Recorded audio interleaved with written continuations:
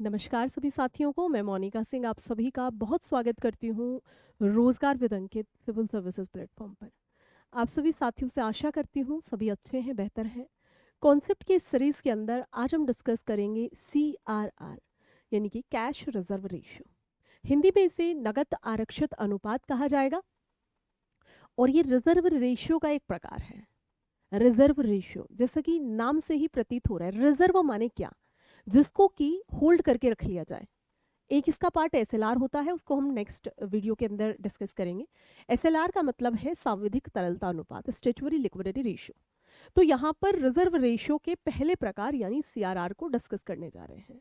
CRR अभी यहाँ पर आप देखें कि जब हम CRR की बात करें तो ये क्या है, एक प्रकार का अनुसूचित वाणिज्यिक बैंकों को हम एक इंडिविजुअल वीडियो में देखेंगे, परंतु अभी के लिए इतना समझें कि ऐसे सभी बैंक जो RBI एक्ट 1934 की शेड्यूल सेकंड के अंदर, ऐसे सभी बैंक जो RBI अधिनियम 1934 की अनुसूची 2 के अंदर जिनको लिखा गया है, जिनको अनुसूचित किया गया है, उन सभी बैंकों के लिए एक कंपल्शन है RBI की ओर से, भाई कि तुम हमारे यहाँ अनुसूची में हो यानी कि तुम अलग हो, तो तुम्हारी जिम्मेदारी मेरी, यानी कि RBI ने कहा कि भाई तुम्हारी जिम्मेदारी मेरी, यदि तुम्हें कुछ फाइनेंशियल क्रंचेस आते हैं, तुम्हें कुछ ऐसी वित्तीय आकस्मिकता आ जाती है, पैसों की जरूरत पड़ जाती है, तो I will give you money, मैं तुम्हें पैसे दूंगा, बट उसके लिए तुम्हें भी मेरे कुछ नॉर्म्स को फॉलो करना पड़ेगा। ये तो है भाई, है ना। तो यहाँ पर वो नॉर्म्स क्या है, सिंपल बात है कि एक जितना तुम्हारे पास पैसा आएगा ना, बोला है ना, कहा SBI को बुलाया, कहा कि भाई देखो तुम्हारे पास जितना भी डिपॉजिट होगा, डिपॉजिट 2 प्रकार से करेंगे लोग जाकर के, एक करेंगे FD की फॉर्म में, एक करेंगे सेविंग अकाउंट में। समझे, ये जो शब्द है इसको मैं एक सेपरेट वीडियो में बताऊंगी, अभी के लिए सिर्फ इतना समझें कि जो डिमांड और टाइम है, डिमांड डिपॉजिट में अलग प्रकार का पैसा जो है लोग देंगे, और टाइम डिपॉजिट में अलग, यानी टाइम डिपॉजिट जो एक मैच्योर टाइम के बाद में भुनता है, जैसे FD फिक्स डिपॉजिट, दूसरा है जो सेविंग वाला। तो RBI कह रहा है इन बैंकों को कि देखो भाई, तुम्हारी जो लाइबिलिटी है, दोनों प्रकार की लाइबिलिटी, क्या, देनदारी, जो हमारा पैसा है बैंकों के पास वो हमारा तो पैसा है, पर बैंकों की क्या है, देनदारी है, जवाब देता है, वो देना पड़ेगा। यदि हम जमा कर रहे हैं तो बैंकों को वो देना पड़ेगा हमें ब्याज के साथ, जिस भी टर्म्स में हमने जमा किया है, ठीक है। तो RBI कह रहा है कि देखो भाई, तुम्हारी जो भी net demand and time liability है, उसका एक निश्चित परसेंटेज, तुम्हें मेरे पास नकदी की फॉर्म में रखना होगा, तभी तो मैं तुम्हारी सुरक्षा के लिए बाध्य हूँगा। अब मुझे क्या पता तुम्हें क्या प्रॉब्लम है, मैं तुम्हें क्यों फाइनेंशियल एडवाइस देते रहूं, मैं तुम्हें क्यों सिक्योर करते रहूं।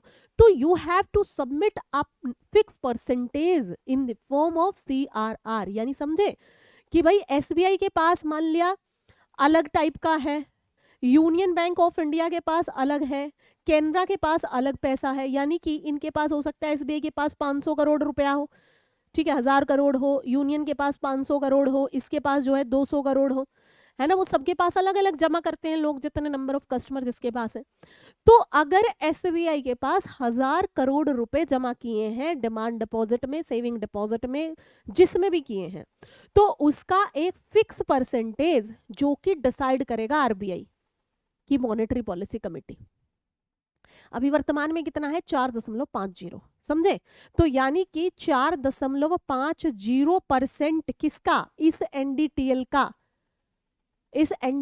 4.50% रुपया ये SBI इसके पास रखेगा, RBI के पास, और इसके पास कितना है 500 करोड़, तो ये 500 करोड़ का 4.50 रखेगा, यह 200 करोड़ का 5.40 मतलब 4.50% रखेगा, यानी कि ये फिक्स परसेंटेज है। बट इसका अमाउंट हो सकता है सभी बैंकों के लिए अलग अलग हो, क्योंकि सभी बैंकों का NDTL अलग अलग होगा ऑब्वियसली, ठीक है जी। अब ये जो जमा करके आए इसके पास पैसा, इस पे इन्हें कुछ मिलेगा क्या, नहीं, CRR पे RBI कोई पैसा ब्याज में नहीं देता, ठीक है, ऐसा थोड़ा ही है। फिर तो मजे आ जाएंगे इनके, कहेंगे और बढ़ाओ पैसा, और बढ़ाओ CRR, ठीक है। तो यहां पर इसमें कोई ब्याज नहीं दिया जाता है बाय द RBI। आरबीआई अधिनियम सीआरआर तय करने के लिए कोई सीमा यहाँ पर निर्धारित नहीं है। जैसे पहले ये बहुत ज्यादा था, यहाँ पर आप देखेंगे कि 20-20% सीआरआर फिक्स कर दिया, ठीक है। अब जब नरसिम्हन कमेटी की रिपोर्ट आती है, जब बैंकों के अंदर वित्तीय सुधार होते हैं, तो वहां पे किया गया कि भाई ये तो होल्डिंग अमाउंट है, ये तो सिर्फ होल्ड करके रखा गया वहां पे, इसको तो खर्च नहीं कर पा रहे हैं, इसको तो बैंक जो है दे नहीं पा रहे हैं, तो इसे कम रखो, इसे क्या रखो, इसे कम रखो। तो तब से अब 20 से 4, 3 है ना 5%, ये तो काफी कम हुआ ना। तो यानी कि बाकी पैसे तो बचे ना उधार में देने के लिए। तो यहाँ पर आप देखेंगे ये अधिनियम के तहत जो है सुनिश्चित होता है, यदि सीआरआर को बढ़ाया जाएगा तो आरबीआई यदि सीआरआर को बढ़ाता है तो आरबीआई के पास अधिक धन जमा हो जाएगा और वाणिज्यिक बैंकों के पास कम रह जाएगा। तो इससे क्या होगा, वाणिज्यिक बैंकों की उधार देने की क्षमता पे फर्क पड़ेगा नेगेटिवली। यानी यदि आरबीआई ने ये कह दिया कि भाई तुम इस 1000 करोड़ का 25% मेरे पास आकर के रख दो, तो यानी कि बैंकों के पास कितना बचा, यहाँ इन केस में 75% रुपया बचा जिसको वो उधार वगैरह में दे पाएंगे, और यही उधार में दे करके बैंक अपना कमाई कर पाते हैं। अब यदि इस 1000 करोड़ का मात्र 5% कहा एज अ सीआरआर रखो, तो यहां पर कितना बचा बैंकों के पास, 95% बचा। तो यानी कि जो क्रेडिट क्रिएशन की क्षमता है किस केस में बढ़ेगी और किस केस में घटेगी, क्लियर हो गई। यहां पर जो ऋण सृजन की क्षमता है, ऋण सृजन की क्षमता कम हो जाएगी बैंकों की, कम पैसा देंगे तो कम पैसा बनाएंगे, यहां पर अधिक पैसा देंगे तो ऋण सृजन या क्रेडिट क्रिएशन की क्षमता बढ़ जाएगी पहले वाली कंडीशन की तुलना में। समझ रहे हैं या नहीं, एक बार इसे फ्लो चार्ट के माध्यम से समझाऊंगी कि यदि सीआरआर को बढ़ा दिया जाता है, यदि सीआरआर बढ़ जाए यानी कि यहाँ पर 25% सीआरआर यदि हो जाए, तो किसी बैंक के पास 100 रुपया था, उसने 25 रुपया जाकर के आरबीआई के पास रख दिया। अब इस बैंक के पास मात्र 75 रुपया बचा है ब्याज में देने हेतु, ब्याज में देने हेतु। सिर्फ अभी इतना ही समझे कि इसके पास सिर्फ 2 ही काम है, एक को ब्याज में देता है और दूसरा आरबीआई के पास रखता है। दूसरी कंडीशन में यदि सीआरआर को कितना कर दिया जाए, यदि 5% कर दिया जाए, तो इस कंडीशन में बैंक के पास बचा है 95 रुपया ब्याज में देने हेतु, ब्याज पे देने हेतु होम लोन देगा, ऑटो लोन देगा, है ना, इंडस्ट्री के लिए लोन देगा, तमाम तरीके की चीजें। तो यहाँ पर आप देखें कि यहाँ पर ब्याज दरें बैंक को क्या करनी पड़ेंगी, कम पैसे की स्थिति में ब्याज दरें बढ़ानी पड़ेंगी। इससे जो लोन होगा ऑब्वियसली वह कम जाएगा, कम जाएगा तो जो मुद्रा की सप्लाई है, मुद्रा की जो बच्चे आपूर्ति है, ऑब्वियसली वह क्या हो जाएगी, कम हो जाएगी, कम हो जाएगी। ऐसी स्थिति अर्थव्यवस्था को विकास देगी कि मंदी देगी, तो मंदी देगी। यहाँ पर कम ब्याज दर पर पैसा देगा, कम ब्याज दर पर क्यों देगा, क्योंकि इसकी तुलना में यहाँ पैसा अधिक पड़ा हुआ है बैंकों के पास, ठीक है जी। कम ब्याज दर पर देगा तो अधिक लोग आ जाएंगे पैसा लेने के लिए, अधिक लोग पैसा लेंगे और ये क्या करेंगे इस पैसे का, ये इस पैसे को कहीं निवेश करेंगे, कहीं कुछ सामान खरीदेंगे, कहीं कुछ सामान लगाएंगे, घर बनवाएंगे, ऑटो खरीदेंगे। यानी कि यहाँ पर ये निवेश करके मार्केट के अंदर या अर्थव्यवस्था के अंदर क्या कर रहे हैं, मुद्रा की आपूर्ति को बढ़ाने का कार्य कर रहे हैं। मेरे हिसाब से तो क्लियर हो गई होंगी चीजें। यहाँ पर देखेंगे इसी में सेकंड पॉइंट की यदि सीआरआर को घटा दिया जाए, तो आरबीआई यदि सीआरआर को घटा रहा है तो वाणिज्यिक बैंकों को आरबीआई के पास कम धन रखना पड़ेगा, जिससे कि ग्राहकों को उधार देने के लिए अधिक धन शेष बच जाएगा।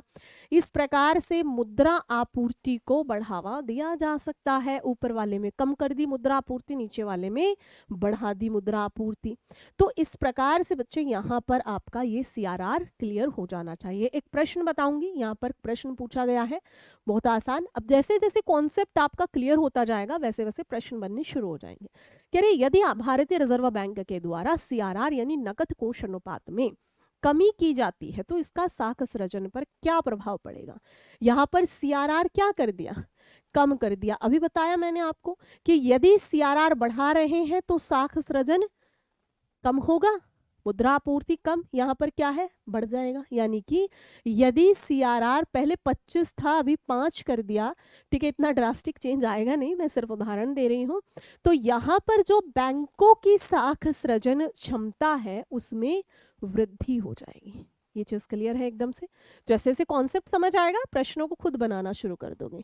ये यहाँ पर आपके लिए होमवर्क है जो 2010 में यूपीएससी सिविल सर्विसेज ने पूछा था। ये होमवर्क आपको कहाँ जवाब देना है, ऑफलाइन कमेंट करना है। जब भारतीय रिजर्व बैंक नकदी रिजर्व अनुपात में वृद्धि की घोषणा करेगा तो इसका क्या तात्पर्य होगा?